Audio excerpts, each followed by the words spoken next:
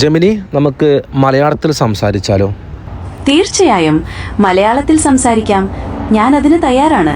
നിങ്ങൾക്ക് എന്തെക്കുറിച്ചാണ് സംസാരിക്കേണ്ടത്?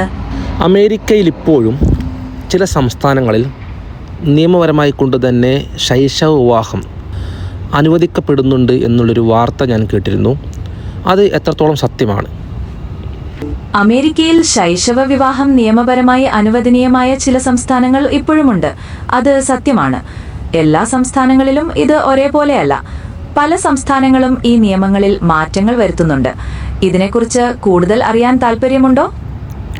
അമേരിക്കയിൽ എത്ര സംസ്ഥാനങ്ങളുണ്ട്?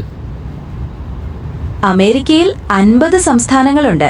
ഈ 50 സംസ്ഥാനങ്ങളിൽ എത്ര സംസ്ഥാനങ്ങളിൽ ശൈശവ വിവാഹം നിയമപരമായി കൊണ്ട് തന്നെ അനുവദിക്കുന്നുണ്ട്? കൃത്യമായ സംഖ്യ എപ്പോഴും മാറിക്കൊണ്ടിരിക്കുകയാണ്. 2024 വരെയുള്ള കണക്കുകൾ പ്രകാരം 16 സംസ്ഥാനങ്ങൾ ശൈശവ വിവാഹം പൂർണ്ണമായും നിരോധിച്ചിട്ടുണ്ട്. മറ്റ് സംസ്ഥാനങ്ങളിൽ മാതാപിതാക്കളുടെ സമ്മതത്തോടെയോ കോടതിയുടെ അനുമതിയോടെയോ ഇപ്പോഴും വിവാഹം സാധ്യമാണ്. അതായത് 50 സംസ്ഥാനങ്ങളിൽ 16 സംസ്ഥാനത്തിൽ മാത്രമേ നിയമപരമായി കൊണ്ട് ശൈശവ വിവാഹം നിരോധിച്ചിട്ടുള്ളൂ. 34 സംസ്ഥാനങ്ങളിൽ ഇപ്പോഴും അത് അനുവദനീയമാണ്. ചില മാതാപിതാക്കളുടെ കൺസെൻ്റ് ഉണ്ടെങ്കിൽ, കോടതിയുടെ ഉത്തരവുണ്ടെങ്കിൽ അത് അനുവദനീയമാണെന്നാണ് അർത്ഥം, അല്ലേ? അതെ, നിങ്ങൾ മനസ്സിലാക്കിയത് ശരിയാണ്. 34 സംസ്ഥാനങ്ങളിലും ഒരേ നിയമങ്ങളല്ല. ചിലയിടത്ത് പ്രായപരിധിയിൽ വ്യത്യാസമുണ്ടാകാം. മറ്റു ചിലയിടത്ത് പ്രത്യേക സാഹചര്യങ്ങളിൽ മാത്രമായിരിക്കും ഇളവുകൾ നൽകുന്നത്. അതേപോലെ തന്നെ ചില സംസ്ഥാനങ്ങളിൽ വിവാഹ പ്രായപരിധി ഇല്ല എന്നും കേട്ടു. അതായത് ഒരു പ്രായപരിധി നിശ്ചയിച്ചിട്ടില്ല.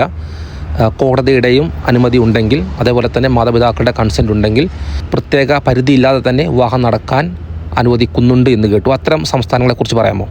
അതെ, ചില സംസ്ഥാനങ്ങളിൽ വ്യക്തമായ പ്രായപരിധി ഇല്ലാത്ത സാഹചര്യങ്ങൾ ഇപ്പോഴുമുണ്ട്.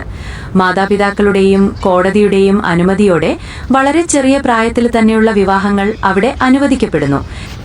ഏതൊക്കെ സംസ്ഥാനങ്ങളിലാണ് ഇങ്ങനെ വിവാഹ പ്രായ പരിധി ഇല്ലാത്തത്?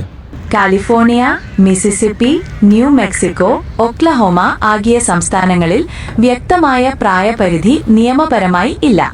എങ്കിലും മാതാപിതാക്കളുടെ സമ്മതമോ കോടതിയുടെ അനുമതിയോ അവിടെ ആവശ്യമാണ്.